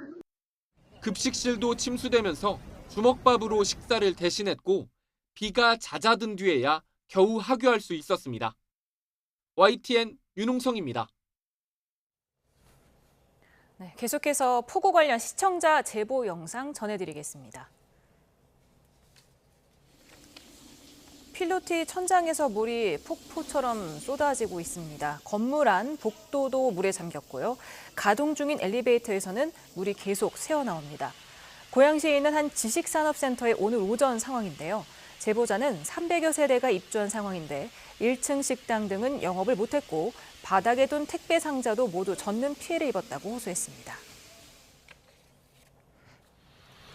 오늘 오후 1시 10분쯤 서울 노원구에서 촬영한 중랑천 모습입니다. 잔뜩 불어난 물이 거칠게 흐르고 있는데요. 하천 옆에 있는 산책로와 가로수도 물에 잠겨버렸습니다. 다리 교각도 상당 부분 보이지 않을 정도로 수위가 높아져 위험한 상황이었습니다. 집 안에 빗물이 가득 들어차 있습니다. 김치, 냉장고 등 각종 세간살이가 물에 둥둥 떠 있는 모습도 보입니다. 서울 응암동에 있는 반지하 주택이 침수 피해를 입은 모습인데요. 제보자는 계속해서 양수기 여러 개로 빗물을 빼내고 있지만 쉽게 빠지지 않는다고 말했습니다. 차량 윗부분만 겨우 보일 정도로 도로에 물이 차올랐습니다. 오늘 낮 12시 반쯤 경기 양주시 만송동 모습인데요. 차량 한 대에서는 한 명이 자력으로 탈출했지만 다른 차량 2대에 타고 있던 4명은 소방이 구조에 나서야 했습니다. 오늘 오전 터널 안에서 버스가 넘어지면서 안에 타고 있던 어린이 6명이 다쳐 병원으로 옮겨졌습니다. 경기 포천에서는 SUV가 미끄러져 신호등을 들이받으며 한 명이 숨지는 등 빗길 교통사고가 이어졌습니다. 윤태인 기자입니다. 터널 안쪽에 노란색 버스가 쓰러져 길을 전부 막았습니다. 주변에는 차량 파편들이 흩어져 있고 어린이 여러 명이 주변으로 피해 있습니다. 경기 용인시 영동고속도로 강릉 방면 마성터널 안에서 지방 축구대회 가기 위해 어린이들이 타고 가던 소형버스가 넘어졌습니다. 25인승 미니 통합버스가 갑자기 좀 소리를 내면서 그 우측 터널 벽면을 부딪히고 앞으로 한 2바퀴 정도 굴러서 이제 멈춘 거예요. 머리에 이제 상처가 난 학생들은 이제 주위에서 이제 수건하고 물로 이렇게 씻겨서 응급조치는 했고요. 버스에는 운전자 1명과 초등학생 18명이 타고 있었는데 이 가운데 2명이 중상, 4명이 경상을 입어 병원으로 옮겨졌습니다. 사고를 수습하기 위해 3시간 반가량 터널이 통제되는 등 교통정체가 빚어지기도 했습니다.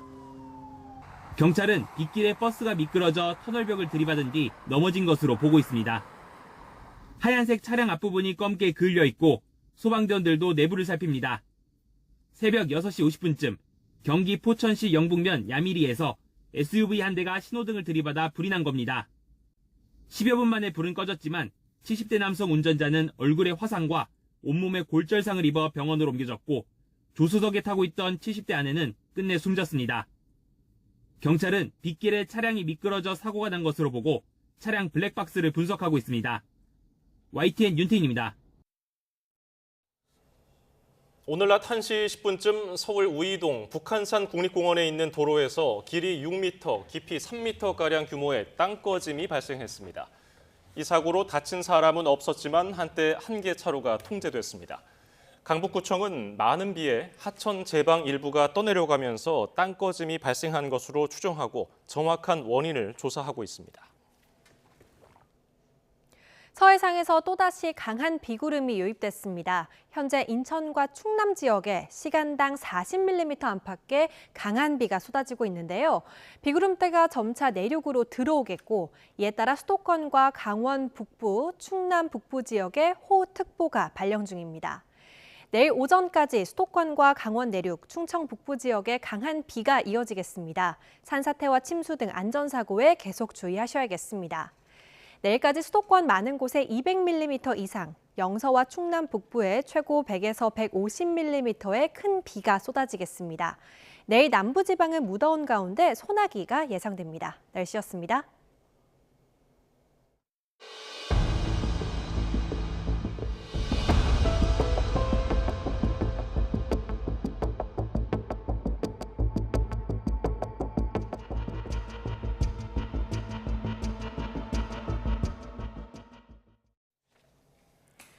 윤석열 전 대통령 배우자 김건희 씨가 구속된 가운데 내일 김 씨에 대한 구속 뒤 첫 조사가 진행됩니다.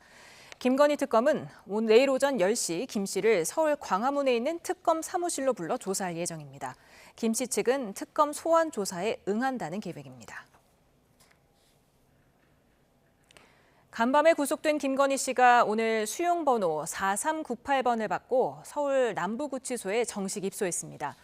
오늘 오전 수용동에서 정밀 신체 검사를 받은 김 씨는 사복 대신 수용복으로 갈아입으며 정식 입소 절차를 밟았습니다. 김 씨는 수용번호를 받고 머그샷 촬영까지 마친 뒤 서울 남부구치소에 있는 독거실에 수용됐습니다. 민중기 특검팀이 김건희 씨를 구속하자마자 수사의 보폭을 넓히고 있습니다. 윤석열 전 대통령 관저 이전 비리 의혹과 관련해 인테리어 업체 21g 등에 대한 강제 수사에 나섰습니다. 조성호 기자의 보도입니다. 민중기 특검팀은 서울 성수동에 있는 인테리어 업체 21g을 압수수색했습니다. 김건희 씨가 운영한 코바나 컨텐츠의 전시회를 후원하고 사무실 설계와 시공을 맡았던 업체입니다.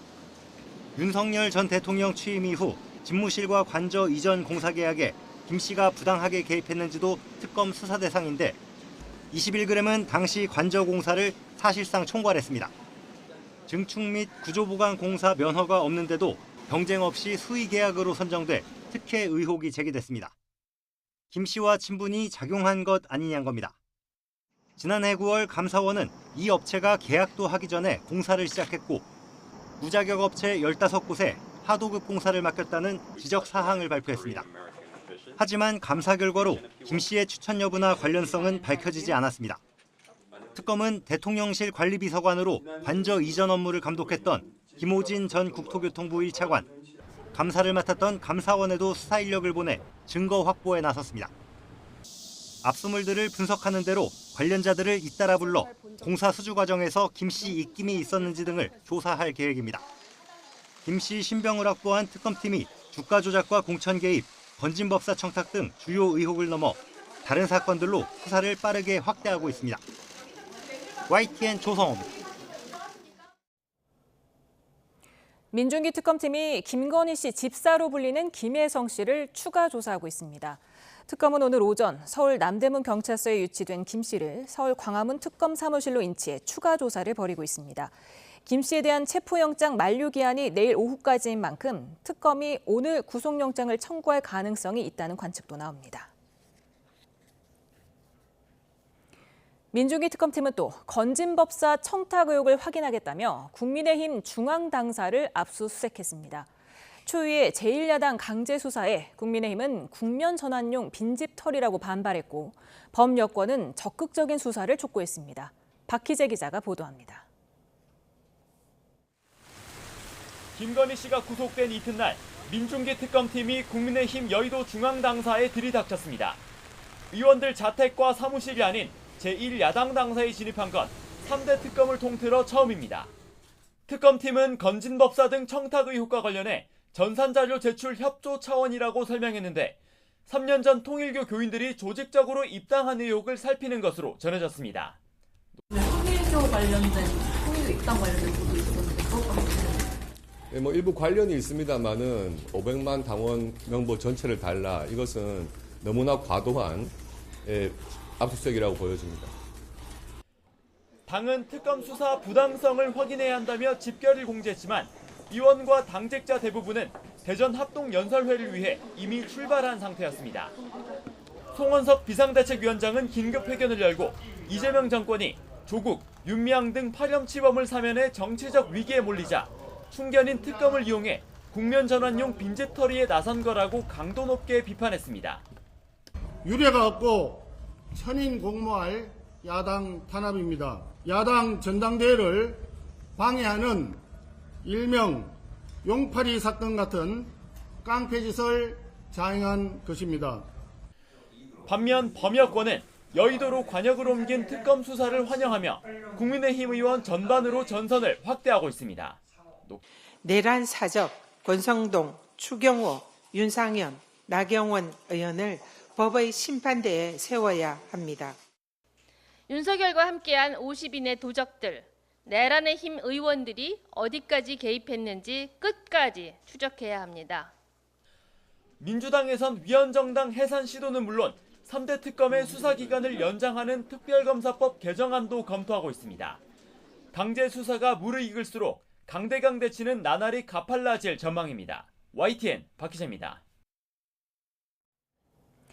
내란 특검은 국회 계엄 해제 방해 의혹 수사에 속도를 내고 있습니다.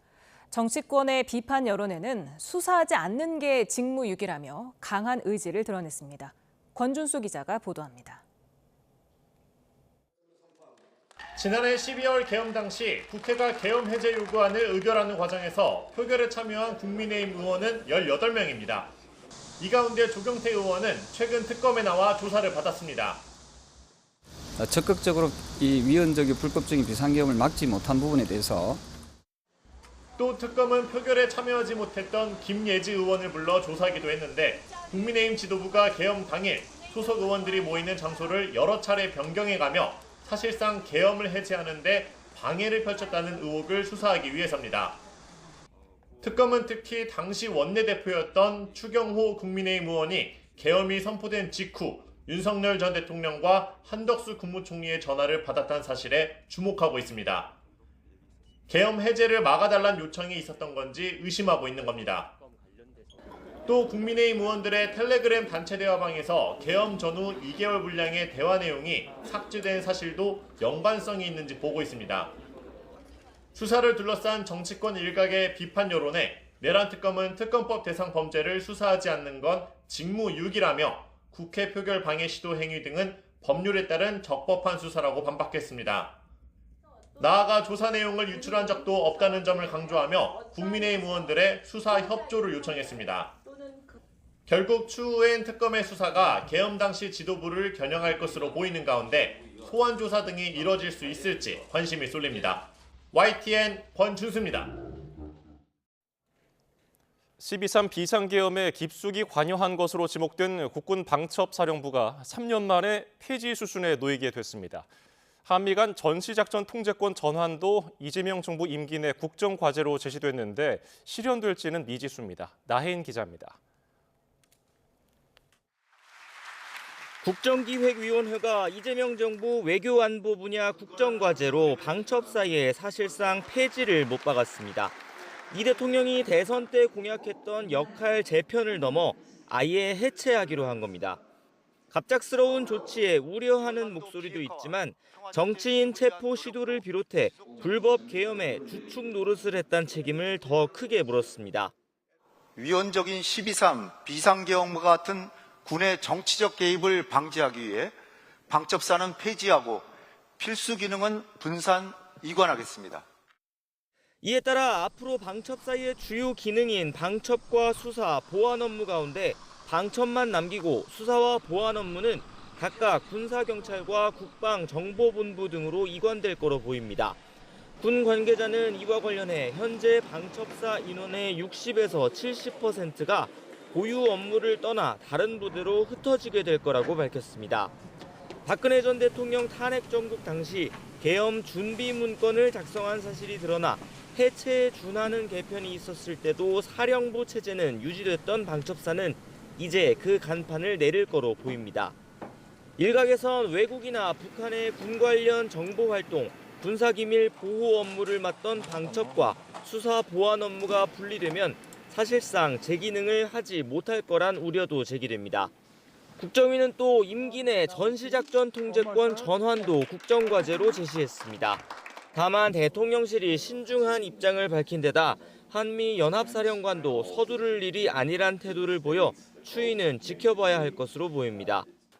Now, if we choose to take shortcuts, that could endanger the readiness of the force here on the peninsula.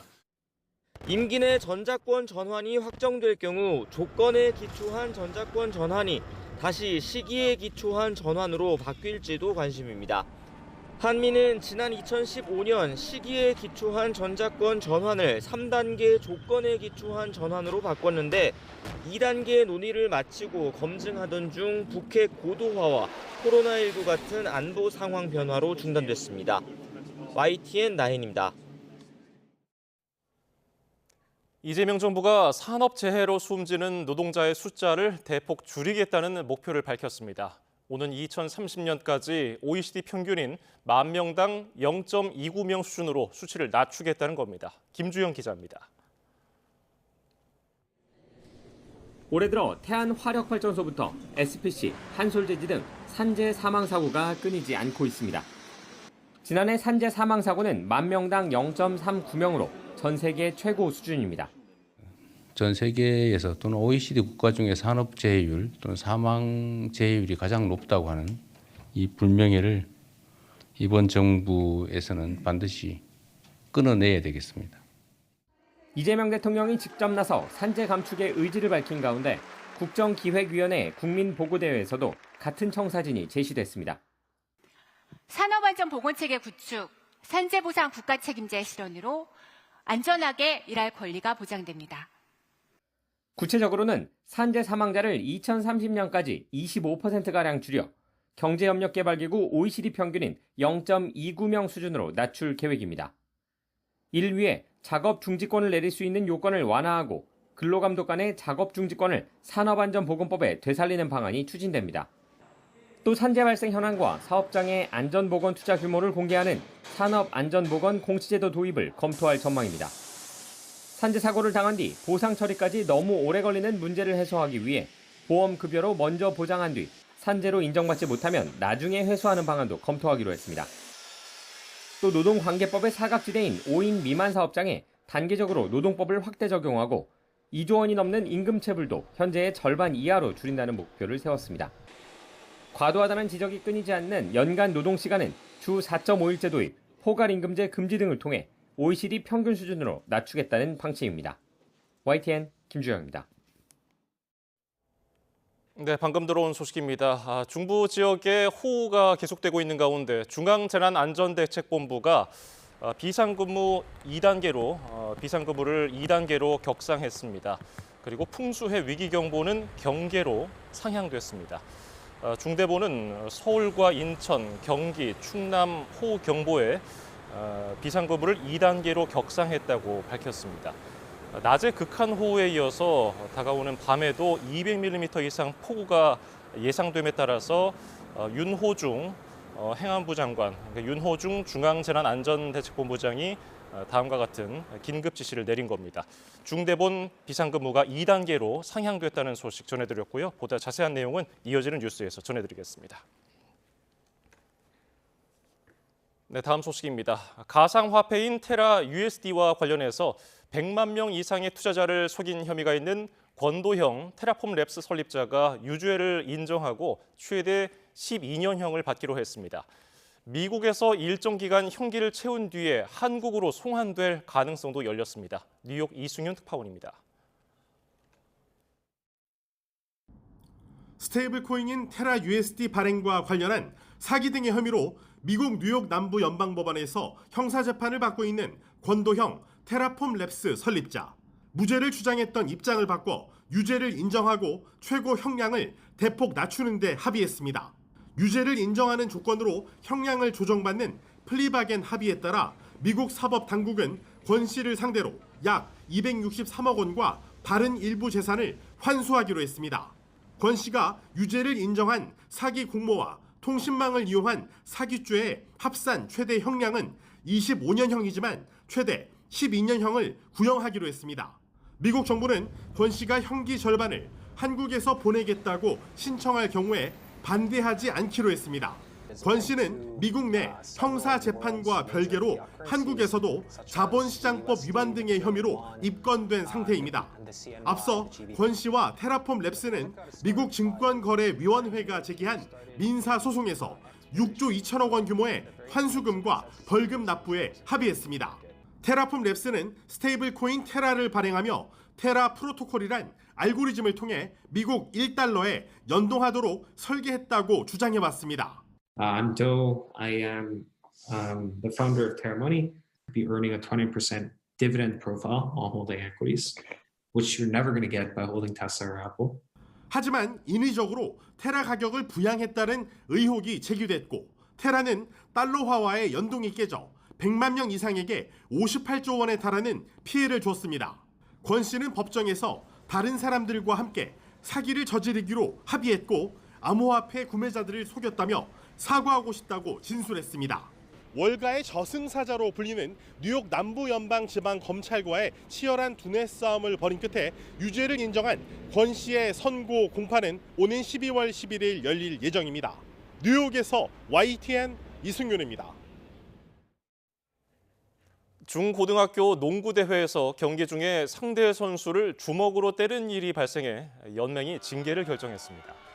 어제 강원도 양구군 문화체육관에서 열린 2025 한국 중고등학교 농구 주말리그 왕중왕전 남자 중등부 준결승전 경기에서 모 중학교 선수가 리바운드 경합 중에 상대팀 선수 얼굴을 때렸습니다. 폭행당한 선수는 눈 윗부분을 5반을 꿰맸고 안화골절이 의심돼 정밀 검사를 받고 있습니다. 한국 중고등학교 농구연맹은 가해 선수에게 3년 6개월 출전 정지 징계를, 코치에게는 선수관리 소홀 등의 문제를 들어서 자격정지 2년의 징계를 결정했습니다. 부산 강서경찰서는 폐업한 금은방에 침입해서 귀금속을 훔친 혐의로 50대 A씨를 구속했습니다. A씨는 지난달 29일 새벽 2시 반쯤 부산 명지동에 있는 폐업한 금은방에 침입해서 상자에 들어있던 2천만 원 상당의 귀금속 200점을 훔쳐서 달아난 혐의가 있습니다.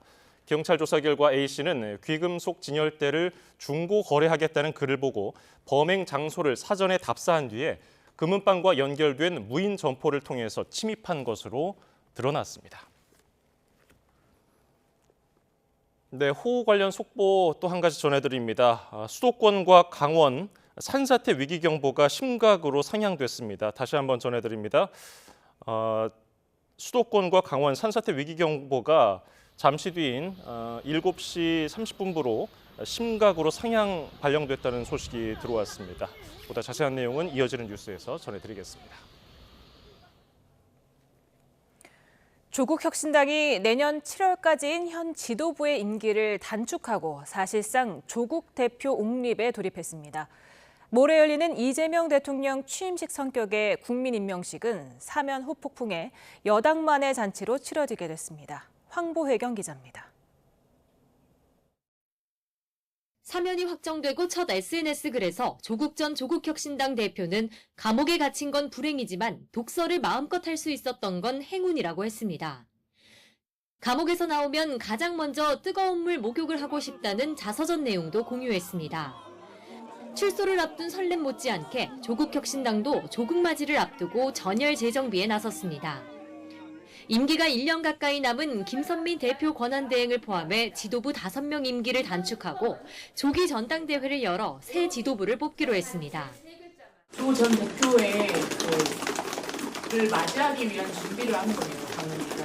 그걸 저에게 질문하시는 게 당원들의 의견을 통해서 그러한 의견들을 수렴해서 최종 결정을 하겠다. 혁신당은 5대 과제로 내란 종식을 비롯해 다당제 연합정치와 민주진보진영 연대를 확정하며 민주당과 미묘한 밀고 당기기도 시작했습니다. 당에는 모처럼 활기가 돌지만 정치권의 사면 후폭풍은 여전합니다. 이재명 대통령 취임식 성격의 국민임명식에 국민의힘과 개혁신당은 물론 보수당 출신의 이명박, 박근혜 전 대통령도 일제히 불참 의사를 밝혔습니다. 광화문 광장에서 3,500명을 초대한 행사가 반쪽짜리 여당만의 행사가 되는 겁니다. 국민의힘은 나아가 조국과 윤미향, 이 대통령 측근을 겨냥한 특혜 사면 금지법도 추진하고 나섰습니다. 이하영과 김용처럼 대통령과 공범관계가 문제가 됐거나 대통령이 직접 그 범죄 수혜를 받은 경우에는 민주당은 임명식 불참을 국민의힘의 전략적 선택으로 보고 굳이 참석을 설득하진 않겠다는 입장입니다. 다만 내년 지방선거를 앞두고 사면으로 인한 중도층 이탈 우려와 조국혁신당과의 관계 설정은 풀어야 할 과제로 남았습니다. YTN 황보혜경입니다. 이재명 대통령은 오늘 공석 상태인 교육부 장관 후보자로 최규진 현 세종시 교육청 교육감을, 여가부 장관 후보자로는 원민경 현 국가인권위 비상임위원을 지명했습니다. 공정거래위원장 후보자로는 주병기 현 서울대 경제학부 교수를, 금융위원장 후보자로는 이혁원 현 서울대 경제학부 특임 교수를 지명했습니다. 이재명 대통령이 미국 방문에 앞서 일본에 들러 이시바 시게루 일본 총리와 한일 정상회담을 합니다. 강유정 대변인은 이 대통령이 8월 23일부터 24일까지 일본을 방문해 한일 정상회담과 만찬 등의 일정을 진행한다고 밝혔습니다. 정확한 회담 날짜를 언급하진 않았지만 미국으로 이동 시간 등을 고려할 때 23일 개최가 유력합니다. 국정기획위는 국정과제 이행을 위해 210조 원이 필요하다고 밝혔습니다. 세수 94조 원을 더 확충하고 지출을 116조 원 절약해서 재원을 마련할 거라고 밝혔는데요. 증세와 고강도 지출 구조 조정이 불가피합니다. 이승은 기자가 보도합니다. 박수 부탁드립니다. 국정기획위는 70년대의 경부고속도로, 90년대에 초고속 인터넷망 확충이 있었다면 2030년을 향해서는 인공지능과 에너지, 두 개의 성장고속도로를 닫겠다고 밝혔습니다. 그러면서 앞으로 5년간 민생경제를 위해 33조, 인공지능에 25조, 산업 르네상스를 위해 22조 원을 투입하겠다고 밝혔습니다. 문제는 재원입니다. 국정기획위는 5년간 210조 원 재정 투자 계획을 세웠습니다. 94조 원은 세입 확충으로, 116조 원은 지출 절감으로 확보할 것이라고 밝혔습니다. 전 정부의 감세 조치를 정상화하고 비과세, 감면 조치를 정비하는 세제 개편과 함께 조세 행정을 AI 기반으로 혁신하는 등의 세입 기반 개선을 통해서 94조 원의 세수를 확보하겠습니다. 새 정부 첫 세제 개편안에 따라 5년간 더 확보되는 세수 규모는 35조 6천억 원입니다. 세입 확충을 통해 58조 이상 더 확보해야 합니다. 특히 우리나라는 비과세 감면 제도가 많거든요. 전체적으로 정비하면서 그래서 실효세율을 좀 올리고 차후에는 부가가치세도 조금 올릴 여지가 있다고 생각이 듭니다. 116조 지출 구조 조정도 만만치 않습니다. 역대 최대 지출 구조 조정 규모는 24조 원. 5년간 같은 규모를 이어가는 건 쉽지 않은 일입니다. 이재명 대통령은 나라재정 절약 간담회에서 할 일은 많은데 쓸 돈이 없어 고민이 많다고 말했습니다. 그러면서 뿌릴 씨앗이 없는데 무조건 빌리지 말라고 하거나 있는 걸로만 살라고 하면 결국 농사를 못 짓게 된다고 언급했습니다. 아니 지금 한 대박 빌려다가 슈퍼에서 가을에 한가마 수확할 수 있으면 당연히 빌려다 씨를 뿌려야 되는 거 아닌가요? 국채 발행 등의 방식으로 재원을 마련하고 이를 토대로 적극적인 재정 지출을 하는 확장 재정에 거듭 무게를 실은 것으로 해석됩니다. YTN 이승은입니다. 지난달 은행을 비롯한 금융권의 가계대출 오름폭이 크게 줄어서 직전 달의 3분의 1 수준으로 떨어졌습니다. 627 대출 규제와 3단계 스트레스 DSR 영향인데 가계대출 상황을 아직 안심하기는 이르다는 게 금융당국의 판단입니다. 손효정 기자입니다. 대출 한도를 6억 원으로 못 박은 627 규제와 3단계 스트레스 DSR이 본격적으로 시행된 지난 7월. 달마다 덩치를 불려가던 가계대출 증가세가 꺾였습니다. 지난달 금융권 전체 가계대출 오름폭은 2조 2천억 원, 6조 5천억 원 늘어났던 직전달 증가폭의 3분의 1 수준입니다. 지난 3월 이후 넉 달 만에 최소치입니다. 이 가운데 주택담보대출이 4조 원 늘어나며 증가세가 주춤했습니다. 은행권의 주담대 증가액도 3조 4천억 원으로 직전달보다 33% 줄었습니다. 은행 자체 대출은 물론 디딤돌, 버팀목 등 정책대출 오름폭 역시 소폭 감소했습니다. 주담대를 제외한 기타 대출은 신용대출이 크게 줄어 넉 달 만에 내림세로 돌아섰습니다. 금융당국은 고강도 대출 옥죄기의 효과라고 분석했습니다. 한국은행 역시 627 대책 효과가 빠르게 나타났다면서도 가계대출 증가세가 진정됐다고 보기엔 아직 이르다고 평가했습니다. 주택가격 상승률이 여전히 높고 금융여건 완화 기대, 지역간 풍선 효과 등 불안 요인이 상존해 있어 향후 가계부채 흐름이 추세적으로 안정될지 여부는 시장 상황을 좀 더 지켜봐야 할 것입니다. 금융당국도 이 같은 우려에 주택시장 상황을 살펴보고 필요하다면 규제지역 LTV 강화 등 추가 조치를 즉각 시행할 방침입니다. 특히 고가주택을 신고가 계약한 뒤 취소해 가격을 끌어올리려는 시장 교란 행위를 집중 점검하겠다고 경고했습니다. YTN 손효정입니다. 금융당국이 최근 고가주택을 신고가 계약한 뒤에 철회해서 가격을 인위적으로 끌어올리는 사례가 나타나고 있다며 시장 교란 행위를 집중 점검하겠다고 밝혔습니다. 정부는 부동산의 불법이나 탈법, 이상거래도 자세히 점검하기로 했는데 특히 고가주택의 자금 출처를 분석하고 세금 신고가 제대로 이루어졌는지 검증할 방침입니다. 조현 외교부 장관과 조셉 윤 주한 미국 대사 대리가 국내 조선소를 함께 시찰하고 양국의 조선업 협력 확대를 논의했습니다. 조 장관과 윤 대사 대리는 오늘 울산에 있는 HD현대 조선소를 찾아서 선박 건조 현장과 주요 시설 등을 둘러봤습니다. 두 사람은 이 자리에서 양국 조선 협력을 위한 협력 체계를 강화하고 구체적인 방안을 모색해 나가기로 했습니다. 트럼프 미국 대통령이 엔비디아가 저사양 AI 칩을 중국에 팔도록 허가해주는 대가로 매출의 15%를 정부에 내도록 했습니다. 수출품에 세금을 매기는 사상 초유의 일로 법적인 문제는 물론 장기적으로 중국 시장에서 불리할 수도 있다는 지적이 나옵니다. 권영희 기자입니다. 앞으로 엔비디아는 중국의 H20 칩을 팔면서 정부에 매출 15%를 내야 합니다. 모든 세금을 이미 다 내고 있는 상황에서 추가 비용이 발생하게 됐습니다. 시장에선 15%를 뜯겨도 세계 최대 시장인 중국의 수출을 다시 시작하면 실적이 개선될 수 있다고 기대합니다. The new, pretty unusual kind of collaboration, if you want to call it that, between AMD and NVIDIA and the U.S. government. So I think markets, again, sitting right near all-time highs, sentiment has caught up to price. 트럼프의 이번 조치는 당장 합법성 논란을 불러왔습니다. 미국 헌법은 연방 정부가 수출품에 대해 세금이나 관세를 부과하는 것을 금지합니다. 국가 안보를 이유로 금지했던 AI 칩 수출을 돈을 받고 팔았다는 비난도 커지고 있습니다. 그러나 트럼프는 한술 더 떠 고사양 칩도 성능만 낮추면 중국에 수출할 수 있도록 할 생각입니다. Mr. Blackwell is super duper advanced. I wouldn't make a deal with that, although it's possible I'd make a deal somewhat enhanced in a negative way. 타고난 장사꾼인 트럼프는 돈이 되는 이런 방식을 더 확대할 수도 있습니다. Perhaps it could expand in the future to other companies. I think it's a creative idea and solution. The legality of it, the mechanics of it is still being ironed out by the Department of Commerce. 그러나 중국은 호락호락하지 않습니다.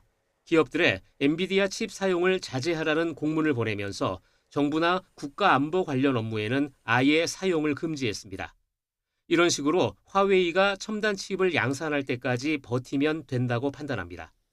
이렇게 되면 엔비디아는 추가 세금으로 15%를 내는 대신 그만큼 값을 올릴 수도 없고 시장 지배력을 강화하기도 힘든 상황에 처할 수 있습니다. YTN 권영입니다. 애니메이션 영화 K-팝 데몬 헌터스가 실사 영화까지 포함해서 넷플릭스 역대 영화 가운데 가장 많이 본 작품 2위에 올랐습니다. 넷플릭스 공식 사이트 투둠을 보면 캐데헌의 누적 시청수는 1억 8,460만으로 1위 레드 노티스에 이어서 두 번째로 많았습니다. 이에 일각에서는 조만간 캐데헌이 넷플릭스 영화 역대 흥행 1위에 오를 수 있다는 전망도 나옵니다.